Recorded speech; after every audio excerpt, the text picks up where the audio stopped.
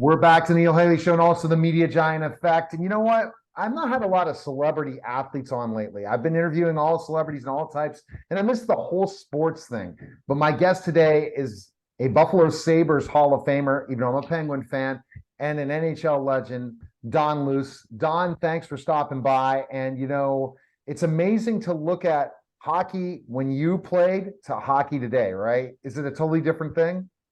Yeah, really. To a certain extent, the rules have really changed, and the game has changed.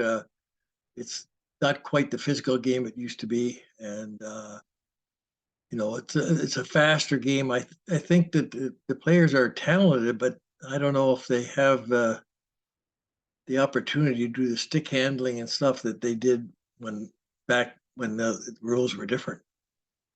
Exactly, when the rules were different and you think about things in different ways. Now, did you always want to be a hockey player? I know you grew up in Canada. Was that your dream? I've talked to so many people that, ended up doing something else from Canada. Everyone had the dream to play hockey. That's for sure. Yeah, well, yeah, that was my dream from day one, and I just fell in love with the game. Definitely. So let's talk about specifically when did you know you were good enough to play in the NHL? How old were you? When did I know? I guess when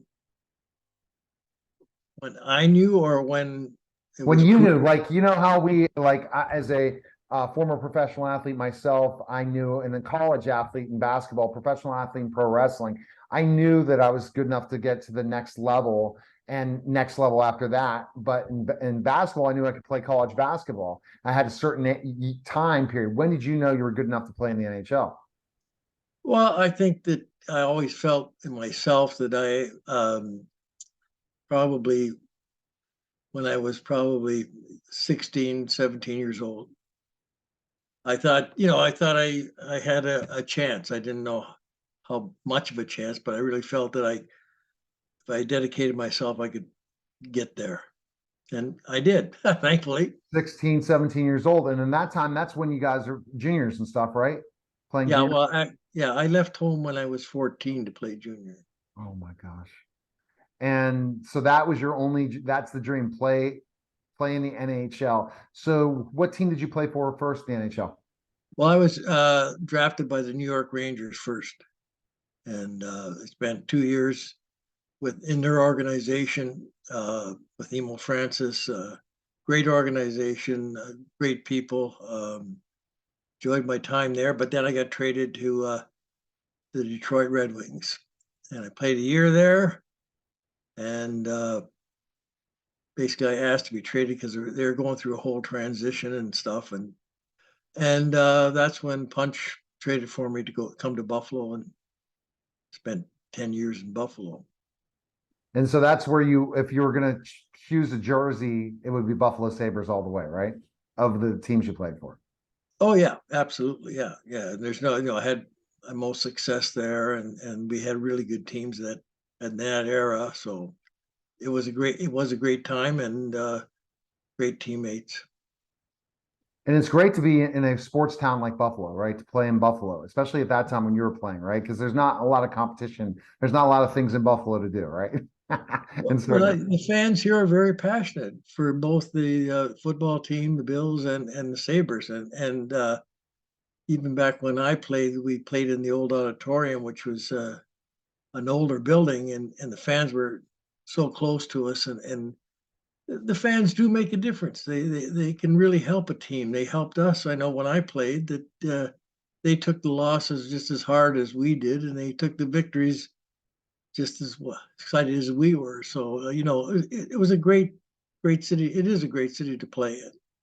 oh, absolutely. And I think that how big was it? Did you get excited on a home game when you knew you're going to play in front of the home crowd?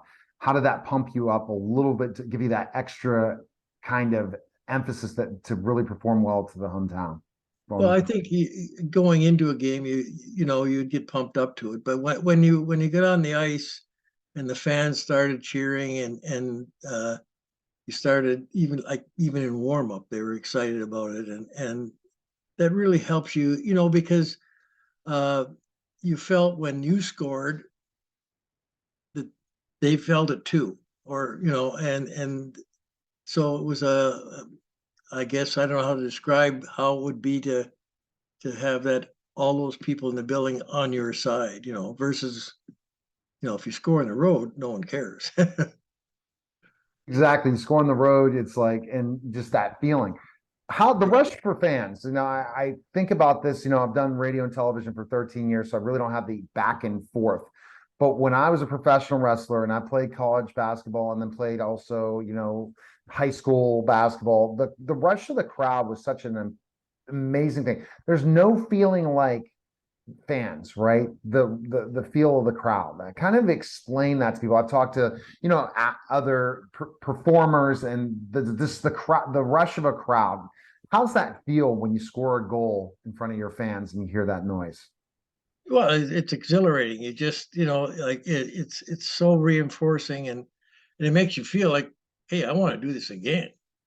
I want to hear that again. I want those people yelling and cheering my name and be backing me up, and it really really does help. It like I say, it motivates you, even though you're motivated going in as a professional, but with the home fans yelling and screaming and getting excited about the game and the goal you scored or a play you made. So yeah, I think it's underestimated the value of the fan. The value, so that's a great point. The value of the fan. I just think the rush of a crowd. I miss it. I retired from professional wrestling at 29 in Bremen, Germany. Did the WWE once, but I wrestled all over the world. And it's something that you miss. And I made a couple comebacks, put the wrestling boots on. You see Ric Flair, he's still wrestling at 73. So I'm 50 and I could come back, but I think that other people say don't do that. But ultimately, that's why I can't wait to start speaking in front of crowds down the line and have that rush of the crowd. Even when I was speaking in front of 40 people, or I was on Clubhouse speaking and I got to get that feedback, it's just there's nothing like it. And I'm sure you've gotten the opportunity, life after hockey, to speak to groups. What's the difference of speaking to groups of people where you get the feedback, you get the questions in front of pretty big groups compared to being in a team sport? What's the difference? 'Cause I know you definitely speak in front of groups and stuff, and you really enjoy that experience. What's better, speaker or performer on the ice? Well, for me, performer on the ice, I don't consider myself a very gifted speaker.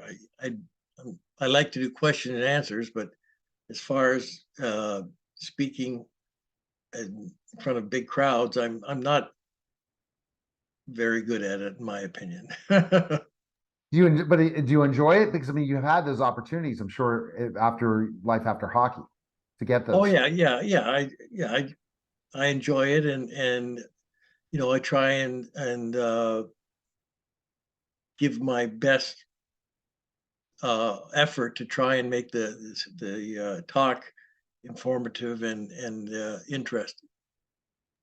Now, Don, after life after hockey, did you know what you were going to do when you were going to retire? Well, I did. I actually I had spent a stint in the minors. I was coaching general manager of the Pine Bridge Bucks, which was the Atlantic Coast League, which then became the East Coast Hockey League. And then I hooked up with the Sabres, and I was in management for 22 years with them, doing scouting and drafting. I was director of player personnel, so I involved all the trades. And then I spent another 10 years with the Philadelphia Flyers and doing the same thing, Oh, sort of. wow. So yeah, I've been in hockey a long time, and you know, uh, you think about things to do after you retire, but um, I think when it's in your blood, it's hard to get out, as you probably know as a wrestler. Oh, I had to stop watching it, do certain things. Now, what I'm doing now, Don, never retiring. I'm going to do it till the day I die. And that's Yeah. talk show and getting to talk to amazing people like you, getting to help people grow brands like I get to do, speak in front of groups, all these things. I totally found what I love, and I can understand when you found what you love. You're going to stay in the NHL for so long. So how long till you finally retired from being in the player personnel, doing all those different types of things that you were doing in the NHL? When did you stop doing that? Uh, I think about 2016. 26. Wow. So it's not still been that long away from that. How did you kind of recover from that? Your knowledge base in the NHL, my gosh. I mean, and see, that's the Wikipedia doesn't do you justice. I told you I'm gonna have to have it on the show just to talk about the days of going from the minor leagues in, working as a coach and different things all the way to the NHL and that story, and to see the NHL in 2016 compared to when you first started. It's got to be crazy. I mean, thinking that you got to see Mario, you got to see Wayne Gretzky, you got to see all these amazing players. But when you were in hockey, the NHL wasn't as popular as you saw that rise. I talked to Pierre LaRouche on my show before, and he kind of explained that difference. Look at the 80s jerseys right before the Penguins went to black and gold to now, and how hockey is now, and how it's such a, but it must have been hard walking away in 2016, right? Oh yeah, absolutely. It's tough. But the job I was doing, I think I became a little, not stale, but I kind of was looking forward to moving away from the game and spending time at home and spending time with my grandkids, and that's when I started a business. I do we have a synthetic ice center. It's just a small pad, but it keeps me busy. It's 24 feet by 55, and I do lessons and we do team training there. We're outside in the summertime or all year long, really, because the ice is covered in a pavilion, but it doesn't have any walls. So it's outside all the time, and we do a lot of individual stuff and a lot of team things. That we do strength and conditioning as well because we're connected to a gym and stuff. But that keeps me busy, and also I'm into mental training for athletes. Try and help athletes that are struggling or that need to understand that the mental game is huge. Oh, Like totally. it's so underrated. It's so under taught. Mindset's big. And any success in high level, to be a high level performer in anything, you need mindset, right? To get to that next level that makes you one out of 100 people, or that 1%. There's just Right. something you have to have. Well, exactly, and you've probably seen it in your sport too. There, what you've probably played or wrestled against people that were maybe skilled as you or maybe better, but they didn't make it. And people say, well, why? Well, because he did not have the mindset to go with his abilities, and And I that's why. would say at that time, I didn't, Don. Okay. I didn't. I was, tryout. So this is like WWE. So again, it's not a real sport, but I, Yeah. No. I was ready to get close to sign with Vince, and I just didn't have the mindset that I wanted to continue doing it. And I walked away young. And Okay. thank goodness, because a lot of these guys haven't lived, and I want to live to your age or even Yeah. 150. So I don't want to put myself in that danger of just wrestling and just the thing. But you're right. But I'm even talking about successful CEOs. I'm talking successful business owners. It's Yeah. all about mindset to take you to that next level. If you don't have it, forget it. If you can't take the bumps in the road, what's happening in your life outside of the rink, outside of everything, and you can't put your focus into what you're doing at that time. How important is that, Don? Well, it's huge. You've got to, I guess, compartmentalize things. When you go to the rink to play, that's all that matters. Things going on in your life, they're there and they'll be there after the game. But in that game, you've got to be focused on playing that game to the best of your ability. Otherwise, you're probably going to lose your job because somebody else is going to come and take it because they have that mindset, they have the drive, they're focused, they come to play every night. And talent gets you so far, but you got to be able to use the talent on a consistent basis to be a pro. So when you work with those athletes, what age group are you working with the athlete part, not just the training part? Well, the athlete at the mental training, we've done young kids, 14-year-olds. I think the big target area is high school kids that are, going into high school now, becoming more competitive than they've ever played in whatever sport they're doing. And then also the seniors and juniors that are getting ready to hopefully get a scholarship or go on to play in college. I mean, and it's powerful because they all want to play in the NHL. And who would not want to work with Don Luce? Here's the reason why. Look at this. You've worked in the, you're a Buffalo Sabres Hall of Famer. You have worked in the NHL for X amount of years for different teams. You understand as a coach, you understand as a GM type person, you understand the behind the scenes of player personnel. You've worked with, who would you say the top athletes you've worked with in your career that if we would remember today, especially for kids that are listening now that say, okay, I remember the Hall of Famers in the 80s, 90s, 2000, 2010. What hockey players have you brushed elbows with that you've worked with in some sort of way, coaching or played against? Well, I played when I was in Detroit. I played with Gordie Howe, and he was my line mate, and I assisted on his last goal as a Red Wing, and so pretty proud of that. And he's a tremendous athlete. Gretzky, I played at the end of my career. I Oh played my goodness. a year against him, and you get to see these athletes, Mario Lemieux, another great Bobby Orr. It's funny when I was doing the drafting, we interview potential draft choices and stuff, and as the years went by, you'd say, you'd make a comparison. Well, I think you skate like Bobby Orr. Kids go, who? No, Oh Bobby boy. Orr. The generations change, and the names that come quickly to my mind at that time, were Orr and Howe and Mahavlich, Esposito, guys like that, and now it's different. They look at like Mario Lemieux, Gretzky, and the players today. You got McDavid, you got Stamkos, you got tons of players. You got Forsberg, you got the Stastnys. There's lots of players to look up to. I think that in my dealings, mostly it's been a great player that maybe should be in the Hall of Fame is Alexander McGillney. Yeah.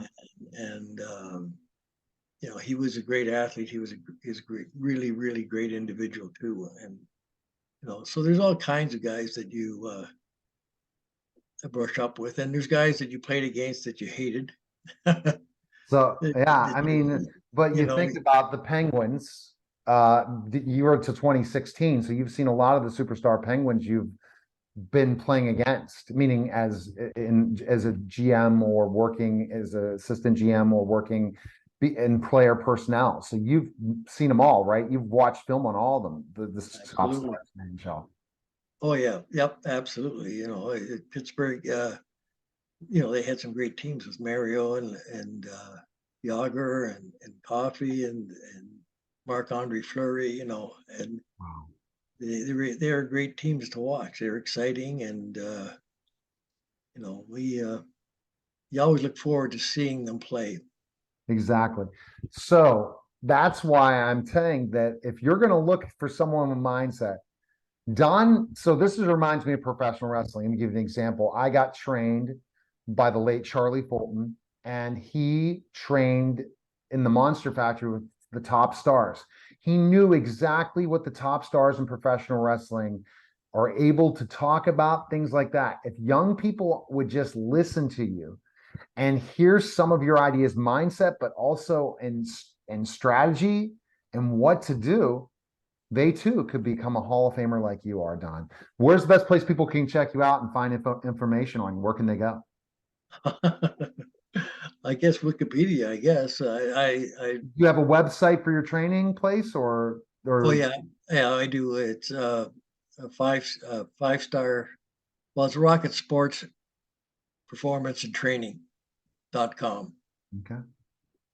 Well, Don, it was a pleasure having you on, and I'm definitely have you on back again, especially when we look at sort of things we could talk NHL. I have been so busy with my businesses that it's business. It's just like, oh my gosh, I don't watch sports as much as I did when I was a kid. But again, I have my memories of the NHL, the Stanley Cups with the Penguins, and to hear and speak to a legend like you is an honor. So thanks for stopping by. Well, thank you. And Neil, I think you're doing a great job. I think that the people out there, they get a chance, opportunity to help people. And it's really a wonderful thing that you do. Thank you. Appreciate it. Thank you. You're welcome. You're listening and watching the Neil Haley Show, and we'll be back in just a moment.